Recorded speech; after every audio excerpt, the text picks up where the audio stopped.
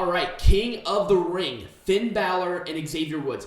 These two made this King of the Ring feel special. They have some pretty good chemistry. They have good chemistry, and also Xavier Woods especially really kind of drove home how important this was to him. Right. So it made him winning this feel that much more special. Right. And I think that's what was missing from the Queen's Crown. Right. Is where's that passion that Xavier Woods gave for the King? Right, exactly. That's what was missing. And we saw it here, and these two had a good match. Very well paced. Yeah. And the right person 100 million % won with Xavier Woods. Yeah. And it was a good match. Diving elbow, really well paced. No interferences. It just made sense. Yep. And everybody was happy. I personally love this match. I don't know. It's kind of hard to really break this shit down because my brain fried, and also that was 3 days ago. I know, right? All right, Peanut Gallery. Let's make this shit majestic again. Oh my god. All right. So with the Roman Reigns, we just talked about this. I kind of have an idea. Paul Heyman makes a rivalry. Let's just keep doing whatever that is. I wouldn't have had the Usos interference. I would have just done something batshit like that. And without the Uso interference, it felt unnecessary. Oh, the Usos interfere. I forgot. I forgot that the Usos interfered. Yeah, they had the double super kick, and then that, I'm like, I feel like it would have been a little more impactful if the Usos were not involved. Yeah. Just personally speaking. Yep. So we really talked extensively about this. We really broke this down. I don't think I could have booked the match actually in the ring better than they did. Just the winner difference. That's literally about it. Put it on a SmackDown person, please. Right. two people on Raw, going for the SmackDown Women's Champion. Again, I would have had a story difference. The match itself was good. I wouldn't have done anything differently. Maybe a little, Drew McIntyre aggression heel. That would have been kind of neat. Yeah, maybe so. Showing some of those tendencies. Right. Let's start maybe sprinkling in some Uzi turning heel soon, or because there are rumors going around that some superstars will be making some switches. Yep, and I think Drew McIntyre might be one of those guys that might do something like that. Right. And I feel like this would have been a great match to maybe integrate. How do people feel about maybe a Drew McIntyre heel turn? Mm-hmm. And I think that would have really added to the match. Because it's babyface. It's hard to really get into it. Right, it is. So that's just kind of what I would have done with it. But, overall it was fine. Yeah. I couldn't have booked this better. No, it was very well booked. It was very well booked. Yeah. WWE, wow. WWE actually booking something. Wow. That's weird as shit. I think we broke this down very adequately. We did, especially with that. Here's my thing, because I believe it just needed a few more elements to really make it a grudge match, right? And then maybe with the Hurt Business getting involved, I would have done that just a little bit differently. But other than that, I think we really broke this down really well to make this shit majestic again. Oh yeah. And honestly, give this another month and it would have been really good. Right.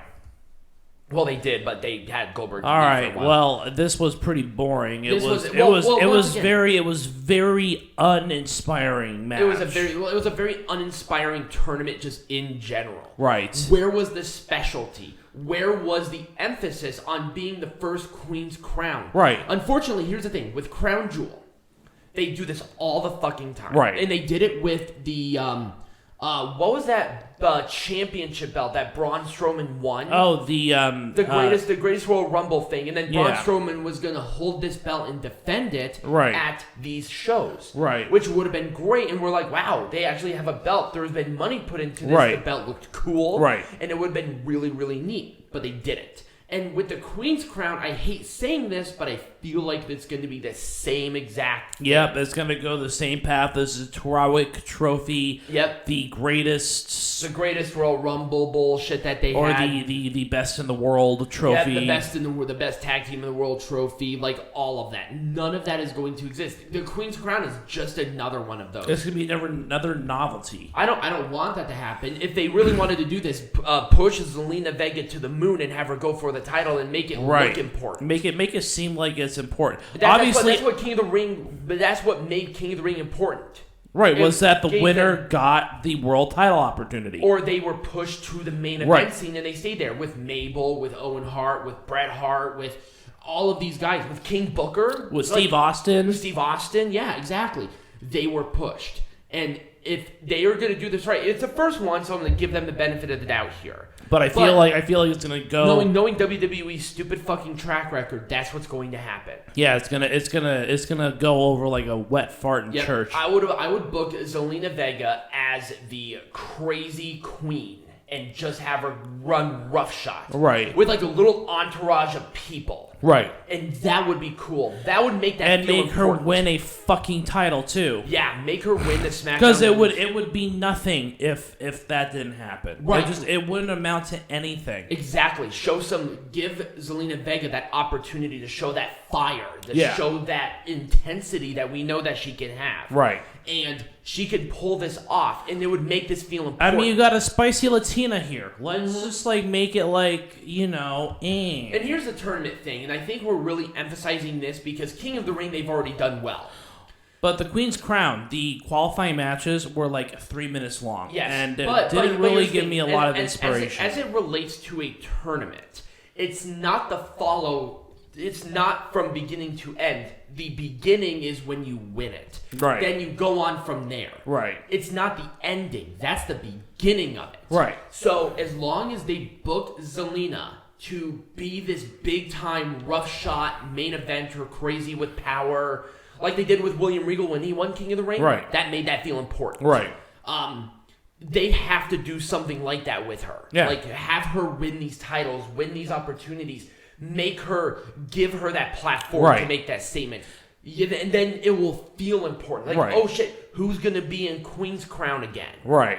That's what you want. Right. But I just feel like I just don't think that's going to happen. Have fucking RK Bro wrestle somebody else, please. Yes, that's kind of the idea. The AJ Styles Omos thing is done. Like that act is over. Mm-hmm. Let them go their separate ways. I don't think that Omos does not need AJ Styles at this point. No. I just don't think he does. I don't think he does either. Unless AJ Styles is going to go for like the United States champion or something, or even the WWE champion now, that would be fine. Yeah. And at least there would be something have AJ Styles bring on a new person under his wing. He seems to be doing well with bringing up new stars. Right. Being in a tag team like this.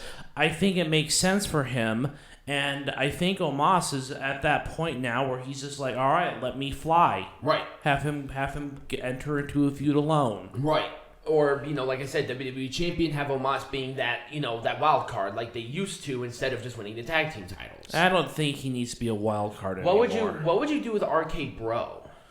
Do you have anything at least as of right now? RK Bro. I think that their next opponents need to be Alpha Academy, and here's why: is because that's another group of 2 singles stars who just need to find their way.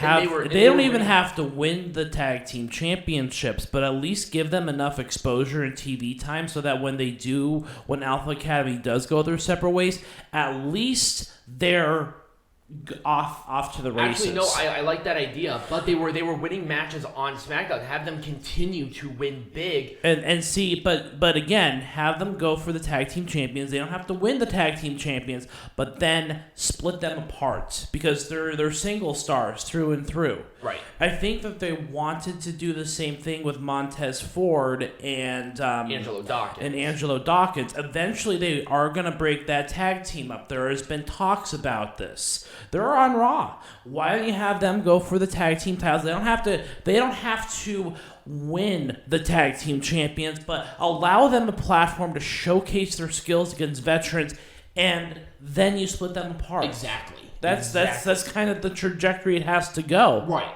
Otherwise, AJ Styles and Omos are going to be stuck in tag team limbo forever. Right. I don't want that. I want Omos and AJ Styles to do their own things. Right. That's it. Right. This has to be done. I would I would give Mansoor a little more of like some higher end rivalries. Unfortunately, it's not. It's not going to happen. These two are going to continue to feud, and they're continuing to do some bullshit with them. And it sucks because Mansoor showed great fire. Mustafa's good. I think he's out the door though. I think he's out to lunch. I think he's done. And Mansoor, I mean, he'll be there for a while. There's definitely something with him. He'll probably be at least a good mid-carder guy. But yeah, Mustafa Ali, he's been screwed over by this company a lot. Yeah, he has to be done, man. I would totally be done. Yeah. And we really talked about this one quite a bit. I would do Rollins with a different program. I would do Edge Big E. That's what I would go for now because he just won this huge high-profile rivalry. Right. And at this point, these two have to be separate again. Because if they continue to have these matches, what else can they do after Hell in a Cell? Right. Like, that's like, boom, rivalry done kind of match. Right.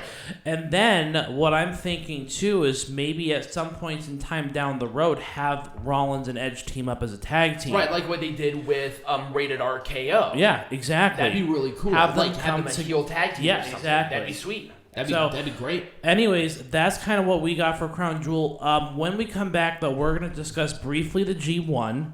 We didn't watch the finals or anything. I watched the final match. Oh, you did? Okay. I only watched the final match, and I watched matches interchangeably. Yeah, but let's talk about it for a little bit before we move on to the main events, so to speak. And we'll be right back. Yes.